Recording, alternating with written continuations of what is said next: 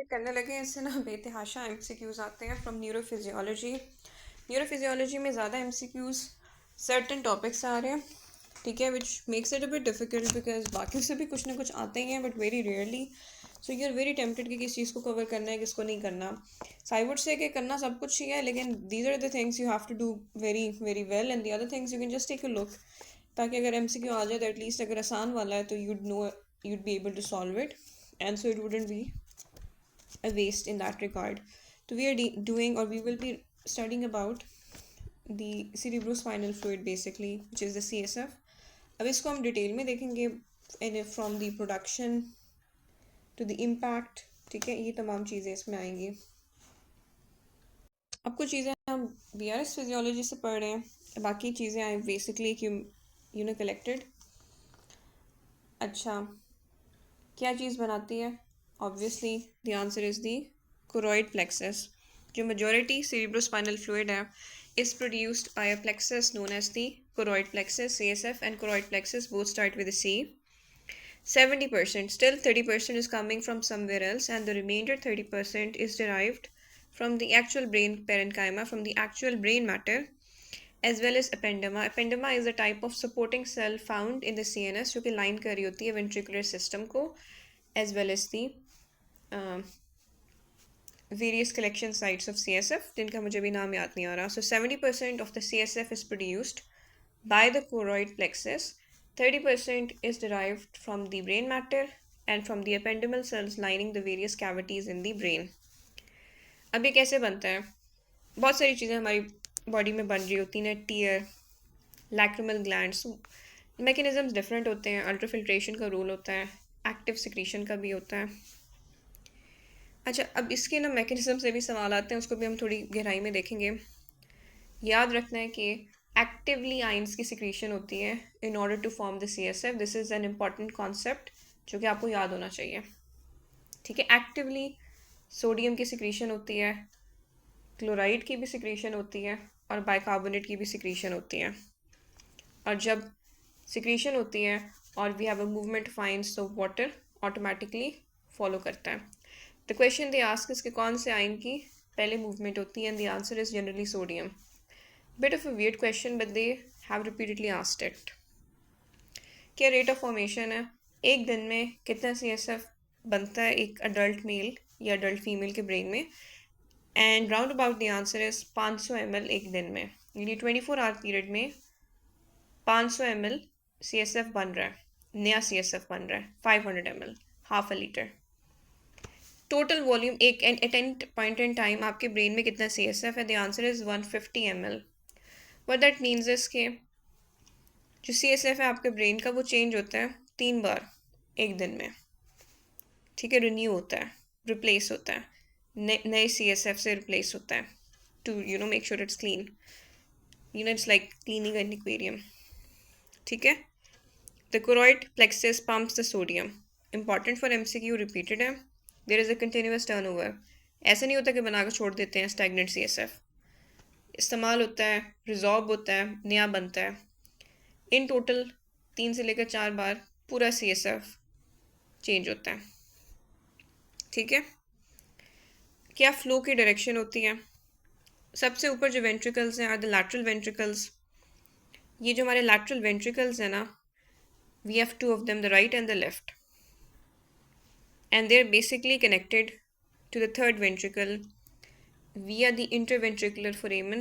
We refer to it as interventricular foramen क्योंकि 2 ventricles के बीच में foramen है, not heart. This is important, इससे भी MCQs आते हैं. Foramen of Monro. Lateral ventricle and both the lateral ventricles and the third ventricle are connected to each other via a foramen known as the foramen of Monro. The third ventricle in turn is connected with the fourth ventricle via a structure, via a tube, via a canal known as the cerebral aqueduct of Sylvius. ठीक है, अब ये ventricles के connection खत्म हो गए. जो fourth ventricle है ना, वो ड्रेन करता है to the subarachnoid space. और सब अरेक्नॉइड स्पेस में ग्रेनुलेशंस होती हैं जिन्हें रिजॉर्प्शन करनी होती है. प्रोडक्शन कोरोइड प्लेक्सस कर रहा है, फिर जो CSF बन रहा है वो फ्लो कर रहा है through the ventricular system. Ventricular system में लैटरल वेंट्रिकल है सबसे पहले, थर्ड वेंट्रिकल है, फोर्थ वेंट्रिकल है.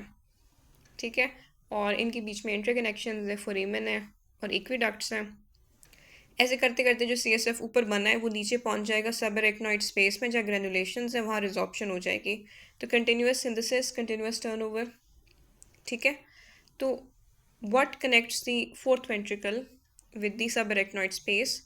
दो तरह के फोरेमन है, foramen of Magendie, not Monro, the foramen of Magendie and the foramen of Luschka. This is important. फिर सब एरेक्नॉइड स्पेस में एरेक्नॉइड ग्रेनुलेशंस हैं जिनके अंदर विलाएँ हैं जो कि रिजॉर्प्शन के लिए रिस्पॉन्सिबल हैं। जो चीज़ रिजॉर्व होती है, where does it end up? In the dural venous sinus, in the blood. अच्छा, अगर for example aqueduct, this is actually a question which is asked and which is very important, तो why not? अगर aqueduct of Sylvius में कोई obstruction हो, could be a tumour, तो what would happen? Obviously there would be dilatation of the upstream ventricles, लेकिन upstream है क्या? याद इसीलिए इंपॉर्टेंट है याद रखना। एनाटमी के डायरेक्ट सवाल भी आ सकते हैं, डायरेक्टली भी आ सकते हैं। Aqueduct of Silvius was actually interconnecting the third and the fourth ventricle. तो अगर ब्लॉकेज है एक्विडक्ट ऑफ सिल्वियस की, ऊपर फॉर्मेशन हो रही है, एक्विडक्ट ऑफ सिल्वियस के बियॉन्ड नहीं जा पा रहा, तो ऊपर वाले तमाम वेंट्रिकल्स डायलेटेड होंगे, which means both the right and the left lateral ventricle and the third ventricle. Fourth ventricle will be normal because the aqueduct of Sylvius connects the third to the fourth ventricle. उसकी obstruction है, उससे पहले पहले वाले ventricles dilated होंगे, नीचे वाले normal होंगे, they won't have any CSF। ठीक है, similarly if there is a problem somehow implicating the foramen of Magendie and the foramen of Luschka, तो pan hydrocephalus होगा, तमाम ventricles will be dilated। ठीक है, if there is a problem with the foramen of Monro, तो lateral ventricles की involvement होगी। ठीक है, अब ये हाइड्रोकेफेलस की नॉन कम्युनिकेटिंग टाइप है because there is an obstruction which is creating a problem with communication, लेकिन कम्युनिकेटिंग हाइड्रोकेफेलस भी होते हैं। जैसे कि मेनिंजाइटिस हुआ ना, उसकी वजह से स्कारिंग हो गई ब्रेन में, तो जो रेक्नॉइड विलाएँ हैं वो डिस्ट्रॉय हो गए। तो मसला कम्युनिकेशन का नहीं है, मसला ये है कि विलाएँ ही नहीं है रिजॉल्व करने के लिए, तो एक्यूमुलेशन ही होगी ना CSF की, as is to be expected.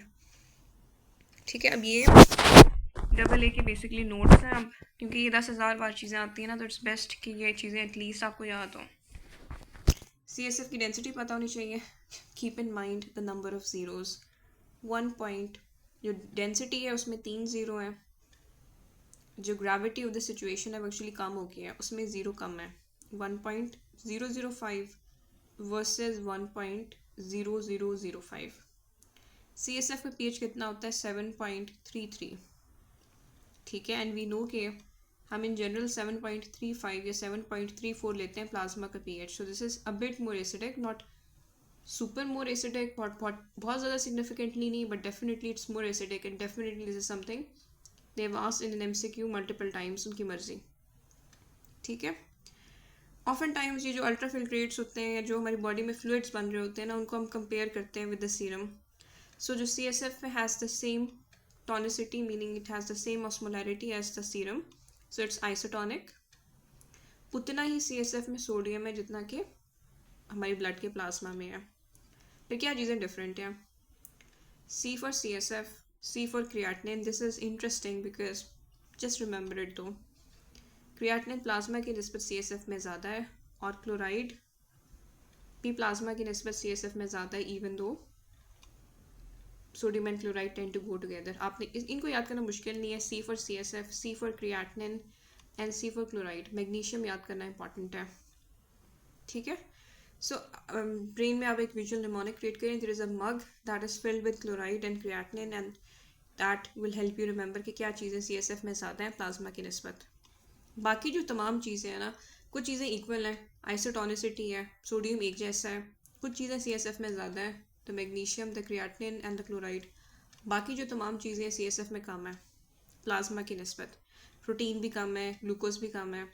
Normally 67% of the glucose 67% of the glucose in the plasma is present in the CSF। तो अगर फॉर एग्जांपल प्रोटीन बहुत कम हो जाए, प्रोटीन बढ़ जाए सॉरी, एंड ग्लूकोज कम हो जाए beyond or lower than that 67% mark, then we think that there might be a infection of the brain and infection of the meninges। CSF primarily choroid बनाता है, not the ependymal cells, but अगर option ना हो choroid की तो that is the correct one। CSF is very important क्योंकि उस तरह की वो डायरेक्टली ना न्यूट्रिशन प्रोवाइड करता है टू द CNS। एरेक्नॉइड ग्रेनुलेशंस इतनी बड़ी होती हैं, अगर आपने फॉर एग्जांपल डाइसेक्शन देखी हो तो आपको थोड़ी थोड़ी नज़र आती हैं. Indication for CSF leak. अब ये this becomes relevant if a person was in for example in RTA, base of the skull fracture है, CSF निकल रहा है नेजल कैविटी से, you think this is probably CSF rhinorrhoea, but just to make sure you do a biochemical examination. Beta two transferrin की मौजूदगी in a fluid is basically confirmatory कि we are dealing with CSF. CSF question करता है brain को, protects from damage, kind of like the way the amniotic cavity cushions the fetus. अच्छा, ependymal cells basically are very much necessary और they are very much the ones जो कि determine करें कि CSF की क्या composition है. अभी pressures वगैरह बहुत important है, units भी important है.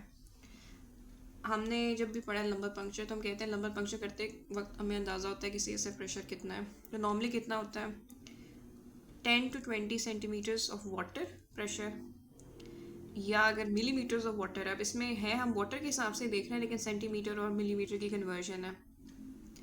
ठीक है, सो 60 to 150 मिलीमीटर्स वाटर, और अगर मिलीमीटर्स मर्करी देख रहे हैं तो 6 to 15. ठीक है, तो इसका मतलब है आसान चीज़ तो ये कि जो millimetre of mercury two millimetre of water conversion है ना, उसमें पानी और मर्करी में 10 का ही फ़र्क है. ठीक है, तो if millimetres of mercury 6 to 15 है तो मिलीमीटर्स ऑफ वाटर 60 to 150 और centimetres of water is 10 to 20. अच्छा, CSF प्रोडक्शन हमने कहा कि एक दिन में 500 ml, एक दिन में 24 होते हैं, 500 को 24 से डिवाइड करो तो we get approximately 20 ml per hour. 500 ml in a day और एक घंटे में 20 ml बन रहा है. ठीक है, टोटल पर डे वाली भी आपने याद रखनी है, पर आवर वाली भी प्रोडक्शन याद रखनी है आपने. और एट एनी वन पॉइंट कितना CSF होता है वेंट्रिकल्स में, 150 ml. एक दिन में कितना बनता है, 500 ml. एक घंटे में कितना बनता है, 20. लंबर पंक्चर करेंगे तो CSF प्रेशर आपको ओपनिंग प्रेशर पता चलता है कितना होता है नॉर्मली नॉर्मल इंसान में, who does not have whom does not have a I don't know space occupying lesion और मेनिंजियल इन्फेक्शन जो कि इंक्रीज कर रहा है प्रेशर को. 10 to 20 centimetres of water, 60 to 150 millimeters of water and 6 to 50 millimeters of mercury. These are important things, ये याद करना है unfortunately. अब ये बातें मैं ऑलरेडी एक्सप्लेन कर चुकी हूँ कि जो लैटरल वेंट्रिकल है वो थर्ड वेंट्रिकल के साथ कनेक्टेड है via the interventricular foramen of Monro. अब यहाँ कन्फ्यूजन हो जाती है ना, मॉनरो और Magendie both start with an M. तो एग्जाम उस वक्त मसला ये होता है आप मॉनरो और मेजेंटी को कंफ्यूज कर लेते हैं. याद रखना है जो पहला है ना वो मॉनरो है, ठीक है, फिर मेजेंटी है. Third to fourth via the cerebral aqueduct, and fourth to subarachnoid via the foramen of Magendie and Luschka. CSF कौन बनाता है, कोरोइड प्लेक्सस. उसके भी बेसिकली ना एपेंडिमल सेल्स की ही एक्यूमुलेशन होती है. और ये कोरोइड प्लेक्सस की लोकेशन पता होनी चाहिए. जो शुरू वाले हैं ना, शुरू वाले भी हैं लेकिन मतलब पहला वाला और आखिरी वाला, थर्ड को छोड़कर. ठीक है, लैटरल के बाद थर्ड आता है ना, और थर्ड के बाद फोर्थ वेंट्रिकल आता है. लैटरल वेंट्रिकल में भी कोरोइड प्लेक्सस है जो सबसे ऊपर है, और जो सबसे नीचे वेंट्रिकल है फोर्थ, उधर भी कोरोइड प्लेक्सस है जो कि जनरेट कर रहा है. ठीक है, आगे वो उसकी बेसिकली ड्रेनेज के बारे में बताया हुआ है. क्योंकि ये बहुत इंपॉर्टेंट है इसलिए हम कुछ चीज़ों को रिवाइज करते हैं. Cerebrospinal fluid at any point in time कितना CSF होता है आपके वेंट्रिकल्स में, 150 ml. एक दिन में कितना बनता है, 500 ml. एक घंटे में कितना बनता है, 20 ml. ठीक है, इसका मतलब है कंटिन्यूस टर्नओवर. बनाता कौन है, कोरोइड प्लेक्सस 70%. होता किधर है, लैटरल एंड फोर्थ वेंट्रिकल में, which are the first and the last ventricles respectively. ठीक है, लैटरल डायरेक्शन ऑफ सर्कुलेशन क्या होती है, लैटरल वेंट्रिकल से to the third ventricle via the foramen of Monro. Third ventricle और फोर्थ वेंट्रिकल के बीच में via the aqueduct of Sylvius, which is a very common site of obstruction. And fourth ventricle से to the subarachnoid space via the foramen of Magendie and the foramen of Luschka, and then within the subarachnoid space arachnoid villi or granulations हैं which are actually visible with the naked eye. आप you might have seen it if you have seen a dissected meninges. ठीक है, it's possible कि आपने अपनी आंखों से देखे हों. और अब यही बात है, lateral ventricle और थर्ड के बीच में मॉनरो है, थर्ड एंड फोर्थ के बीच में एक्विडक्ट ऑफ सिल्वियस है, और फोर्थ वेंट्रिकल और सब एरेक्नॉइड स्पेस के बीच में फोरामेन ऑफ लुश्का भी और मेजेंडी भी है. अभी वैल्यूज़ बड़ी इंपॉर्टेंट है. CSF का वॉल्यूम 150 ml है, CSF का ओपनिंग प्रेशर है 6 to 15 millimeters of mercury, 60 to 150 millimeters of water, 10 to 20 centimeters of water। ठीक है, और बाकी चीज़ें हम देख चुके हैं। क्या चीज़ एक जैसी होती है CSF और प्लाज्मा के बीच में? The isotonicity, the sodium. क्या चीज़ें ज़्यादा होती हैं CSF में? क्रिएटिनिन ज़्यादा है, क्लोराइड ज़्यादा है, मैग्नीशियम ज़्यादा है, बाकी सारी चीज़ें कम है। अगर प्रोटीन बढ़ गई है तो दैट इज़ इंडिकेटिव कि some sort of infection is going on. CSF rhinorrhoea है, आपको लग रहा है कि CSF आ रहा है थ्रू द नोज, सजेस्टिव कि कोई base of the skull fracture है, जस्ट टू मेक श्योर कि CSF ही है, you can do biochemistry that would show beta two transferrin. I think ये टॉपिक हो गया इन सफिशिएंट डिटेल।